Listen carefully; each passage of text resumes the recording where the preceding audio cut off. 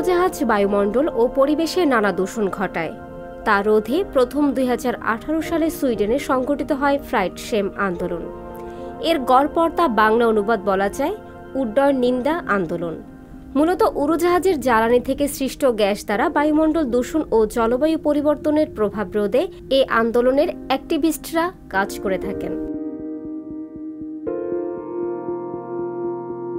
একজন সুইডিশ গায়ক স্টাফান লিন্ডবার্গ 2017 সালে প্রথমে এই ফ্লাইট শেম শব্দটির প্রবক্তা। অলিম্পিক ক্রীড়াবিদ বিজন ফারিও এই ধারণা অনেকের মাঝে ছড়িয়ে দিতে সক্ষম হন। বিখ্যাত অপেরা গায়িকা ও কিশোরী পরিবেশকর্মী গ্রেটা থানবার্গের মা মালেনা এরম্যান ঘোষণা করেন তিনি অভ্যন্তরীণ পথে উড়োজাহাজ উড্ডয়ন বন্ধ করার পক্ষে। থানবার্গ এই আন্দোলনকে জনপ্রিয় করেন। তার মাধ্যমে এই আন্দোলন পুরো পৃথিবীতে পরিচিত হয়।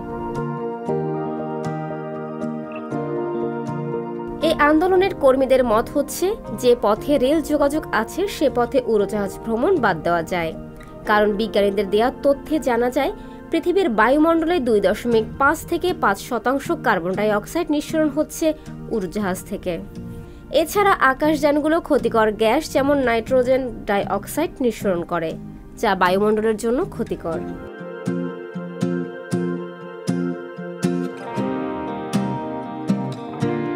ফ্লাইট শেম আন্দোলনের ফলে সুইডেনে মানুষ রেলমুখী হয় এবং অভ্যন্তরীণ পথে উড়োজাহাজ যাত্রী কমে যায়।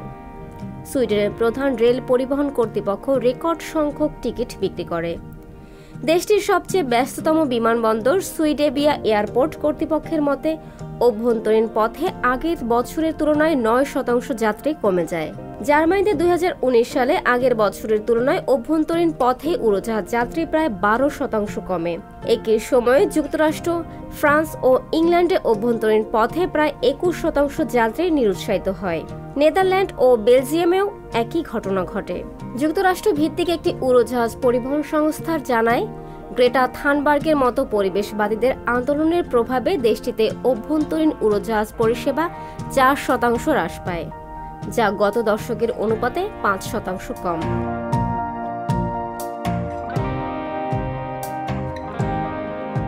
সংবাদ মাধ্যম বরাতে জানা যায় চলতি বছর ফ্রান্স সরকার সিদ্ধান্ত নিয়েছে পরিবেশ রক্ষায় দেশটির ভেতরের স্বল্প দূরত্বের 8টি যাত্রাপথে উড়োজাহাজ চলাচল বন্ধ করে দেওয়া হবে।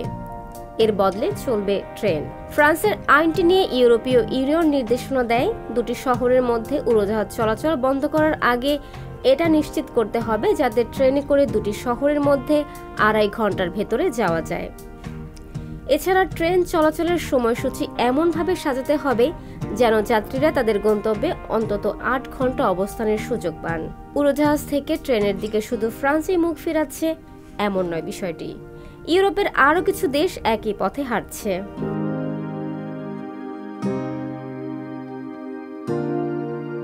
ধরিত্রী মাতাকে বাঁচাতে এভাবেই নতুন চিন্তা ও সক্রিয়তায় সংগঠিত হচ্ছেন সমকালের অ্যাক্টিভিস্টরা। ফারজানা ববি, সংবাদ প্রকাশ।